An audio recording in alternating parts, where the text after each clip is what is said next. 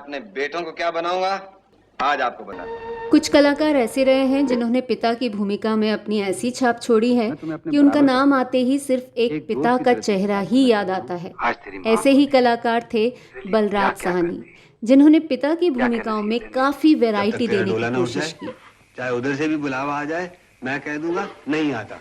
आप उन्हें romantic hero के रोल में इमेजिन ही नहीं कर सकते।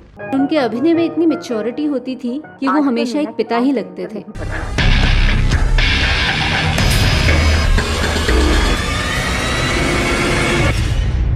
जब बलराज साहनी ने फिल्मों में कदम रखा तब उनकी उम्र थी 33 साल। पहली फिल्म रही 1946 की इंसाफ और इसी साल आई के अब्बास की धरती के लाल। इसके बाद कई और फिल्में की, पर उनकी अभिनय क्षमता को सही मायनों में पहचान मिली 1953 में आई बिमल रॉय की क्लासिक 2 बीघा जमीन से। लेकिन इस फिल्म के लिए उन्होंने काफ़ी मेहनत की थी। उन दिनों बलराज साहनी इंडस्ट्री में नए नए थे और जब उन्हें बिमल रॉय का बुलावा आया तो उन्हें विश्वास ही नहीं हो रहा था और इसी खुशी में वो सूट बूट पहनकर थोड़ा पाउडर लगाकर बिमल दा के पास पहुंच गए। पर बलराज साहनी का हुलिया देखकर बिमल दा ने उनसे माफ़ी मांगते हुए कहा कि आप मेरी फिल्म के पात्र के लिए उपयुक्त नहीं हैं। बलराज साहनी निराश तो हुए, पर उन्होंने हार नहीं मानी और बिमल दा से किरदार के बारे में पूछा। और जब पता चला कि वो एक देहाती व्यक्ति की भूमिका है तो उन्होंने बिमल दा को बताया कि फिल्म धरती के लाल में वो ऐसी भूमिका निभा चुके हैं और फिर बातचीत के बाद उन्हें ये भूमिका मिल गई। इसके बाद भी वो चुपचाप नहीं बैठे, बल्कि शूटिंग शुरू होने तक अपने किरदार पर काम करते रहे। उस किरदार की चाल ढाल की प्रैक्टिस की, ऐसे लोगों की बस्ती में जाकर रहे, उन्हीं की तरह कपड़े पहनना, गमछा बांधना भी सीखा। और जब शूटिंग के पहले दिन वो खुद अपना गेटअप और मेकअप करके शंभू महतो के रूप में सबके सामने गए तो बिमल दा उनके इस डेडिकेशन से बहुत प्रभावित हुए। 2 आने और लाइए ना। जा 4 आने तो रेट है। वाह बाबू, रेट वेट हम नहीं जानते, आप ही ने तो कहा था 3 आदमी बिठा लो, 2 आने और देंगे। बलराज साहनी उन कलाकारों में से थे जो किरदार को निभाते नहीं थे, जीते थे, और इतने स्वाभाविक ढंग से कि देखने वाला मंत्रमुग्ध रह जाए। कहीं कोई लाउड डायलॉग्स नहीं, किसी तरह का स्टारडम नहीं, बस अभिनय, शुद्ध अभिनय।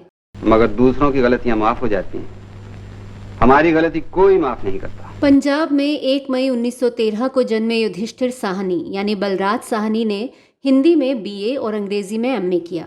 इसी दौरान उनकी शादी हो गई। शादी के बाद वो और उनकी पत्नी दमयंती बतौर टीचर शांति निकेतन चले गए।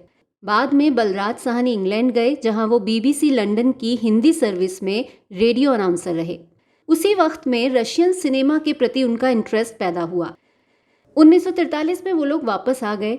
उनकी पत्नी दमयंती का अभिनय की दुनिया में एक नाम था, मगर तब तक बलराज साहनी फिल्मों से नहीं जुड़े थे। लेकिन उनका इंटरेस्ट हमेशा से एक्टिंग में था, इसीलिए वापस आने पर वो इप्टा से जुड़ गए और नाटकों में अभिनय करने लगे। इसके बाद वो फिल्मों की तरफ मुड़े। 1947 में उनकी पत्नी की बहुत ही कम उम्र में मौत हो गई। तभी देश का विभाजन भी हुआ था, तो वो पहले दिल्ली फिर मुंबई पहुंचे। लेकिन वहाँ का सफ़र बहुत आसान नहीं था। बलराज साहनी को कई तरह की बातें सुननी पड़ी। वो बहुत पतले थे तो लोग उन्हें कौआ जैसा कहते थे। लेकिन जब 1951 में हम लोग फिल्म आई तो उनकी कामयाबी ने सूरत हाल काफ़ी हद तक बदल दी।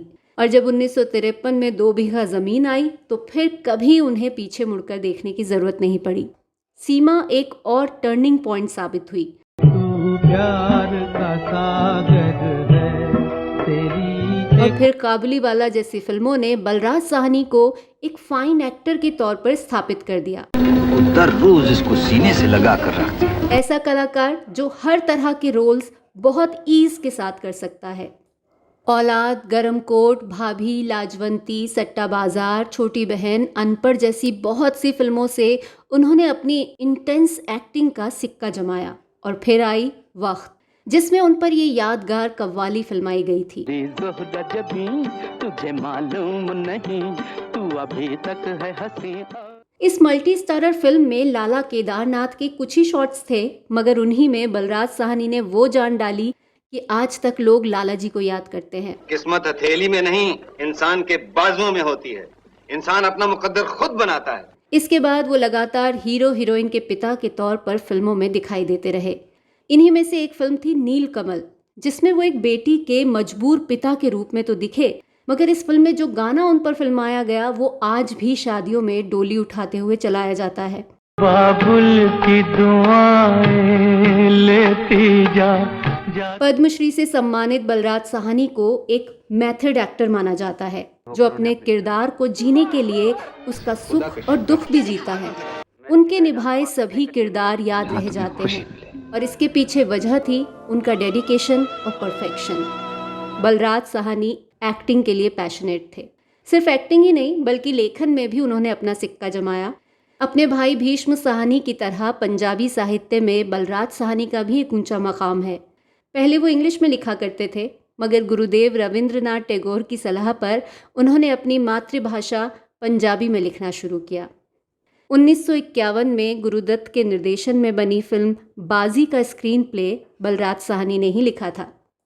बलराज साहनी ने 27 सालों के अपने फिल्मी सफ़र में 125 से ज़्यादा फिल्में की। उनकी आखिरी फिल्म थी गर्म हवा, जो एक ऐसे मुस्लिम व्यक्ति की कहानी थी जो विभाजन के बाद पाकिस्तान जाने के बजाय हिंदुस्तान में रहता है। कहते हैं कि इस फिल्म में उनके अभिनय की पराकाष्ठा देखी जा सकती है। इंसान कब तक अकेला जी सकता है? मैं भी अकेली जिंदगी की घुटन से तंग आ गया। हालांकि बदकिस्मती से बलराज साहनी खुद इस फिल्म को पूरी होने के बाद नहीं देख पाए, क्योंकि इसकी डबिंग पूरी होने के अगले ही दिन 13 अप्रैल 1973 में वो इस दुनिया को अलविदा कह गए और आने वाली पीढ़ी के लिए अपने अभिनय की विरासत छोड़ गए।